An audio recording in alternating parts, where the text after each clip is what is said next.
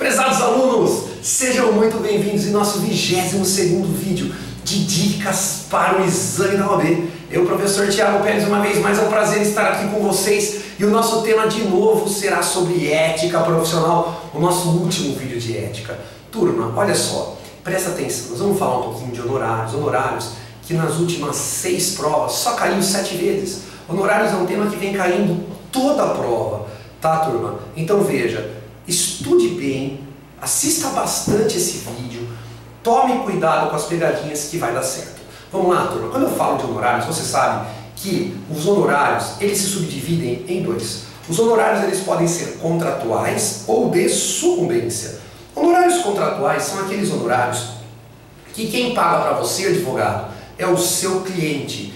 E honorário de sucumbência, né, os honorários sucumbenciais, são aqueles honorários que quem paga para você é a outra parte, se perder no processo e se naquele seu processo houver a previsão de honorários. Porque, por exemplo, dentro da justiça criminal, por mais que você absolva o seu cliente, que o seu cliente vence o processo, não há condenação de honorários advocatícios para pagamento por parte do Ministério Público, no caso de ação penal pública, tá, turma? Então, os honorários contratuais, quem paga para você é o seu cliente. Honorários de sucumbência, quem paga para você, advogado, é a outra parte, se perder e se houver previsão legal sobre o pagamento de honorários. Tá bom, turma? Então vamos lá, vamos falar dos honorários contratuais. Os honorários contratuais, que aqui são aqueles honorários que quem paga para você é o seu cliente, eles se subdividem em dois. Em honorários contratuais propriamente ditos e honorários contratuais cota litis. Professor, mas eu estou vendo o estatuto, não há essa história de honorários contratuais propriamente dito. Verdade, turma, não há. Isso é uma terminologia criada pela doutrina para ajudar você a fazer essa divisão de honorário contratual propriamente dito e de honorário contratual cota litis. Mas qual seria essa diferença, professor? O honorário contratual propriamente dito é aquele, senhores, em que o valor que você cobra do seu cliente é líquido, certo e exigível, veja. É aquele valor que você já cobra 1.000, 2, 20, 1 milhão de reais pela prestação do serviço. O professor tem valor mínimo? Tem. O valor mínimo é a tabela de honorários. Salvo por motivo justificado, você, advogado, não pode cobrar abaixo da tabela de honorários. Mas esse valor tem, né, patamar máximo, professor? Não, turma. Inclusive o Estatuto e o Código de Ética ajudam você, advogado, aí, futuro advogado, né, recém-aprovado no exame, a cobrar os honorários, porque ele fala que os honorários serão fixados de acordo com a complexidade da causa, de acordo com o seu renome profissional, de acordo com o tempo que você vai ter de dedicação, às vezes até exclusiva para o processo, duração do processo, capacidade econômica do cliente, o ganho do cliente com o processo, e seja, turma, tudo isso você vai valorar para dar o quê? O valor dos honorários, mas veja, o valor mínimo é a tabela de honorários, que só pode ser cobrado abaixo da tabela se houver o quê? Um motivo realmente justificável, turma. O contrato de honorários ele tem que ser escrito, ele pode ser verbal, veja, ele é preferencialmente escrito, mas ele pode ser verbal, professor? Pode.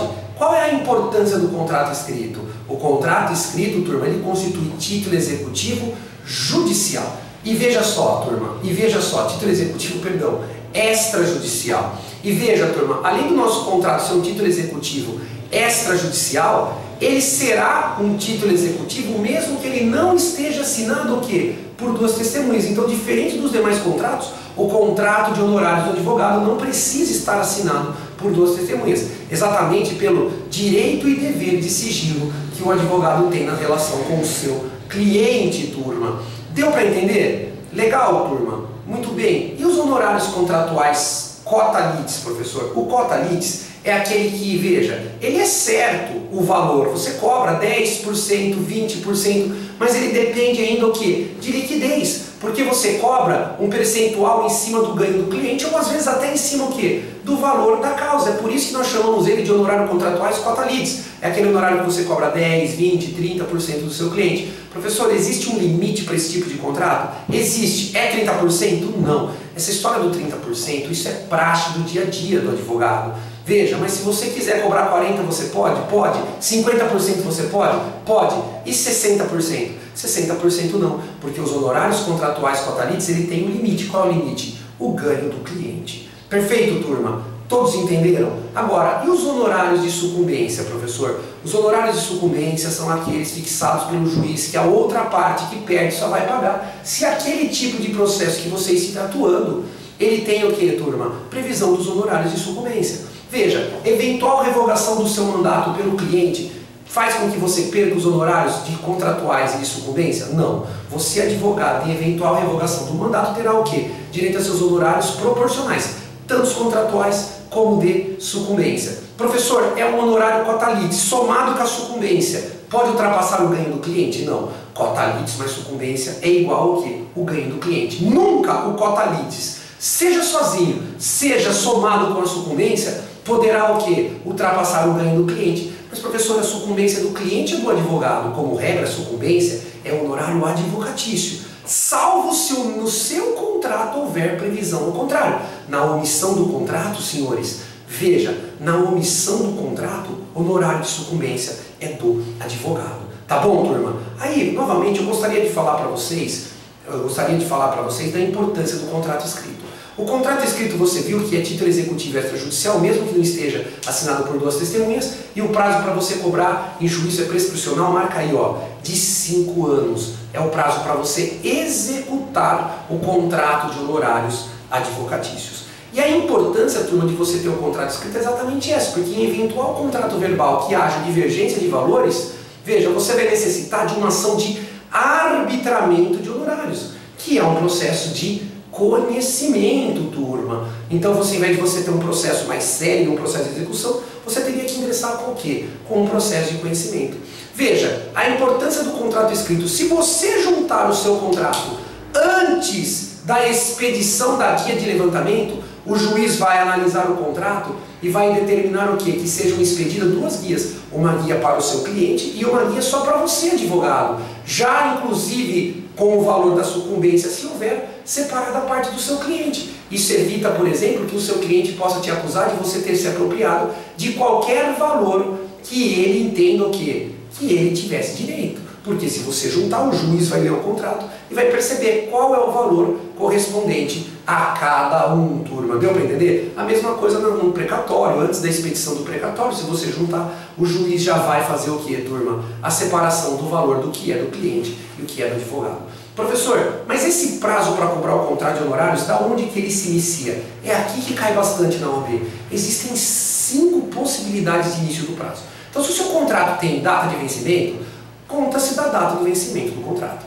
Se é um honorário de sucumbência, ou por exemplo, cota-litis, turma, conta-se do trânsito em julgado da sentença que fixou esses honorários. Se houve renúncia ou revogação, da renúncia ou da revogação. Se houve desistência por parte do seu cliente, turma, ou acordo, 5 anos da desistência ou da atualização do acordo. E se é um serviço extrajudicial, da realização, ou seja, da ultimação do serviço extrajudicial. Professor, só isso que eu tenho que saber de honorários? Acredito que sim, tá? Então agora vamos resolver as questões que eu tenho certeza que você vai arrebentar na sua prova que se aproxima. Não desista, vamos estudar que vai dar certo. Vamos lá, ó. Vamos pegar 2 questões. Olha só, vamos pegar 2 questões, ó. Exame 12. Eugênio é advogado contratado pela empresa Ônibus e Ônibus Limitada. Na empresa, ele é responsável pelas defesas em ações que pleiteiam o reconhecimento da responsabilidade civil da sua cliente e dos seus prepostos. O contrato de honorários venceu em 2010 e não foi renovado. Em dificuldades financeiras, a empresa não pagou os honorários devidos. O termo inicial para a contagem do prazo para prescrição da pretensão da cobrança dos honorários, observado no Estatuto da OAB, ocorre a partir do que, turma? Da última tentativa de conciliação? Errado, isso nem conta no Estatuto. Não é da última tentativa de conciliação. B de bola, turma. B de bola. Da data fixada pelo juiz? Não. Da última prestação de serviço também não. O contrato não tinha prazo de vencimento? Então o prazo prescricional se conta o quê? Da data do vencimento do contrato. Alternativa D de dado. Da data do vencimento do contrato. E aqui, turma, olha só, exame 13. Sobre o prazo para o juizamento de ação de cobrança de honorários do advogado, assinale a opção correta. Prescreve em 2 anos a ação de cobrança de advogado, contando-se o prazo do vencimento do contrato, se houver, Errado, turma. Você viu que prescreve em 5 anos e você tem 5 possibilidades de início do prazo, não é 2. Então B, prescreve em 5 anos a ação de cobrança de honorário de advogado, contando-se o prazo do trânsito em julgado da decisão que os fixar. Perfeito. Trânsito em julgado da decisão que fixar, prazo de 5 anos. A B de bola é a correta. C, prescreve em 2 anos a ação de cobrança de honorários de advogado, contando-se o prazo da ultimação do serviço extrajudicial. De novo, o erro é o prazo, turma. E a letra D, prescreve em 5 anos a ação de cobrança de honorários de advogado, contando-se o prazo da decisão que os fixar, independentemente do seu trânsito em julgado. Errado. Você viu que tem que ter o quê? O trânsito em julgado da decisão. Então a B de bola, que é a alternativa correta, turma. Vamos fazer mais uma? Como dá tempo? Ó, exame 13. Maria, após vários anos de tramitação de ação indenizatória em que figurava como autora, decidiu substituir José, advogado que até então atuava na causa, por João, amigo da família, que não cobraria honorários de nenhuma espécie de Maria. Ao final da ação, quando Maria finalmente recebeu os valores que lhe eram devidos a título de indenização, foi procurada por José, que desejava receber honorários pelos serviços prestados até o momento em que foi substituído, ou seja, até o momento da revogação do mandato. Sobre o tema sugerido, assinale a alternativa, turma. Correta, letra A, turma. José tem direito a receber a integralidade dos honorários contratuais de sucumbência, como se tivesse atuado na causa até o final, uma vez que foi substituído por vontade da cliente, não sua. Errado, turma. B, José não tem direito a receber honorários, porque não atuou na causa até o fim. Errado também. C, José tem direito a receber honorários contratuais, mas não tem direito a receber honorários de sucumbência. Errado também. D de dado, José tem direito a receber honorários contratuais, bem como honorários de sucumbência, calculados proporcionalmente em face do serviço efetivamente prestado. Exatamente essa é a alternativa correta. Uma vez mais, a D de dado é a correta, turma. Galera, fica com Deus, continue estudando e no próximo vídeo vamos com tudo direito penal. Tchau!